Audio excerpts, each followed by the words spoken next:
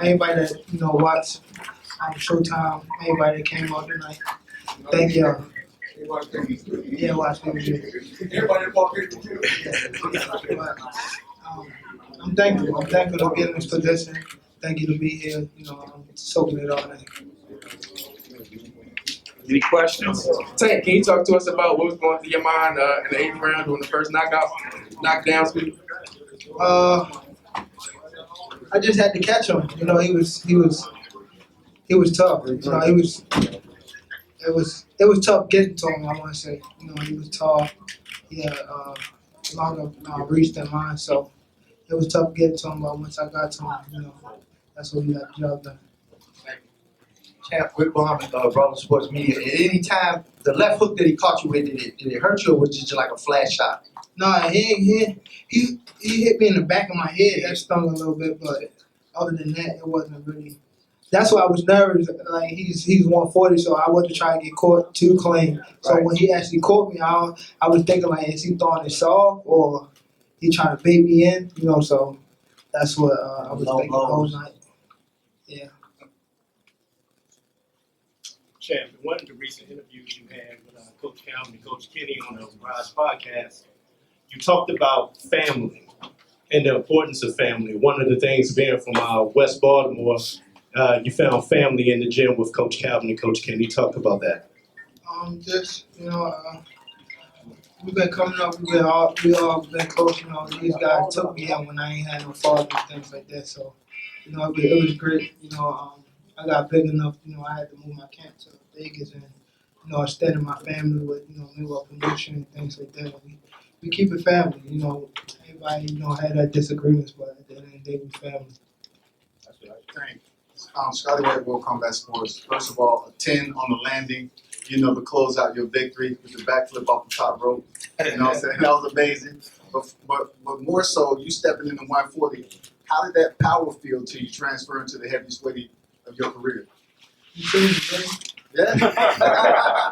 I'll just ask you. It's like you was having fun in there. Yeah, I definitely was having fun. It was a great night of boxing. I definitely was nervous the whole night because I didn't know if I catch him, would I hurt him, or if he catch me, would he hurt me? He had all 8 ounces, and I was going up 2 weight classes, so my mind was, my coach and them even Floyd was telling me to press him, but I'm like, I don't know, like I don't want to get caught, so I laid back the whole fight, and then I think it was like the 8th or 9th, Floyd came to me and was like, you down, you down on the scorecards. No, you down on the unofficial. Oh, unofficial, yes, unofficial. Unofficial. Yes, you said that, yes. He said I was down on the unofficial scorecard. So I told you got to pick it up. Pick it up, yes. I said, pick it up. Show me you great. I said, show me you great. Yes. And then fought the 10th round, went to the 11th. I said, we're gonna press his ass now. Yeah. We're gonna do what we got to do. We pressed him, we did what we had to do. And I told you from the beginning before we went out there, no matter what weight class you go to, once you hit him with that equalizer, he gonna find out what it really is. Yes, sir. Yes, sir. Your Tank, over here. You were like landing those left hands over the course of the fight, but the right hook was the difference, led to that first knockdown, and you didn't have an answer to that. What did you see from him that like opened it up for that right hook to land and land hard? I didn't even see it. My coach saying it. I think it was Calvin or Kelly. One of them was like, his hook, throw the hook is right there. But I was so focused on throwing my left hand and get away from his right hand. So he told me to throw the hook, and I was tight and nervous, and then I just threw it. I stepped to I was going to my left, but I faked him and threw my hook, so he was off guard, so I caught him. He walked right into it. Yeah. What did Barrios do anything early on to surprise you? No. It was basically me just trying to figure him out and see what he do good. That's what I was doing. I was basically trying to figure him out. So I didn't want to overdo it and wind up getting caught because I didn't know what he was bringing to the table. So that's basically I didn't get him out of there because of myself. early, you know. So that's basically what it was. If I knew he was soft, I would have got him out of there. And you said in the ring after that you initially know what you want next, that you're going to rely on your team. Is there anything at all of where you'd like to either fight next as far as 130, 135? Anything at all?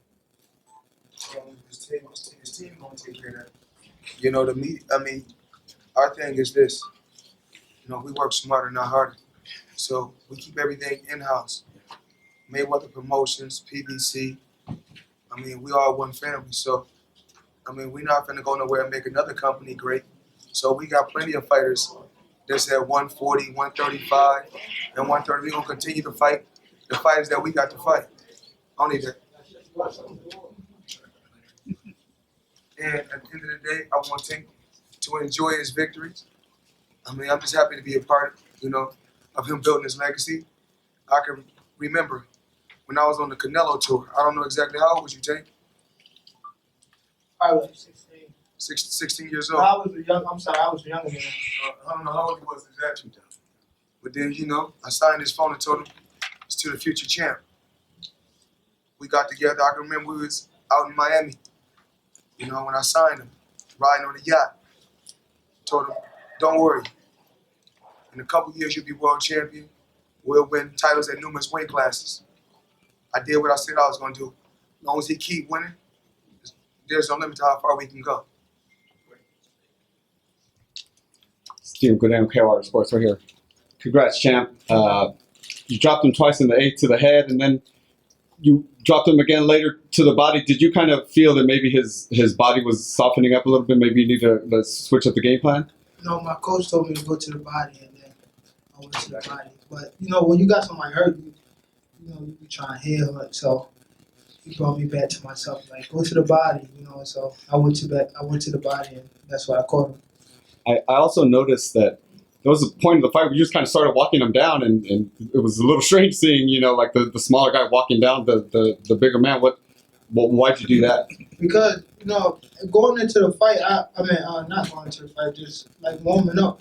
It was like he touched me a little pat, and I guess they was counting it. So I thought it gotta be like Flush. Yeah, flush. So they were saying I was down, so I'm like, damn, I'm down. But he was, yeah, he was, outworking because he was doing he wasn't doing big shots. He was just basically what Leo was doing. So, my team and told me to pick it up, and that's what I did. Congrats, man. Tank, congratulations. Tonight was your coming out party as one of the best pound for pound fighters in the world, 3-division champion. Yes. Did it sink in yet? I always, just take it a day at a time. I'm thankful to be in this position again. I'm ready for the next step. Ready to, get back in the gym. Definitely continue to run and stuff like that. Get back to basics and start training more. Just happy to be here. Lender's going to be mad at me for the next question. 147? Not right now. Not right now. I'll let Floyd take over that. He's gonna be able to eventually move up. I was at in '96. I was actually '96. I fought in 2 weight classes. In the Olympics, I was 125, but later on that year, I moved to 130. So he jumped a little bit faster than I jumped. I gradually moved up, because I was at 130 for I think I don't know how many years. Then I gradually moved up to 35, 40, then 47, then 54. I don't think he ever fight at 54. He pick up weight. He pick up a lot of weight, so he could go up. But 40, I don't know. I think he probably feel good and strong at 140. Jake, this is Dana from the Baltimore Afro-American newspaper. We are so proud of you in Baltimore. And you have been poured into by so many people. How can you recommend that others in West Baltimore can be poured into? What you mean by putting me? You've been supported by so many people. Supportive. I could just say thank you, and it wasn't overnight. Baltimore's watched me grow. So I'm definitely grateful to have them behind me. A lot of people, you know, they leave that city and forget where they come from. But you know, even though you know when I get to Baltimore, there's always drama. But I'm thankful for you know the support that Baltimore always showed me. You know, I'm thankful for you know my team period, my city back, and just everybody that support me all around the world. And you know, I want to continue doing great things so I can be able to get that support. Tank, another great night at State Farm Arena, another sellout here in Atlanta. Can you talk to me about the crowd and performing once again in Atlanta? I didn't really look into the crowd this time. I was so into the fight, but I was watching some. Forget the guy name. He tried to sign me back when I was at amateur. He was talking trash, but just happy to be here, man. Happy that everybody, you know, One more question. that came out. You know, thank you to Atlanta, Baltimore, and whoever else came out. You know, again, thank you, Al Heyman. Thank you, Mayweather Promotion. Thank you, you know, Floyd for sure. Leonard Edebay, my team, my city. You know, Showtime. I'm sorry, Showtime. Everybody that bought pay-per-view. You know, I'm just grateful, man. Thank you, champ. Yes, thank you. Appreciate it.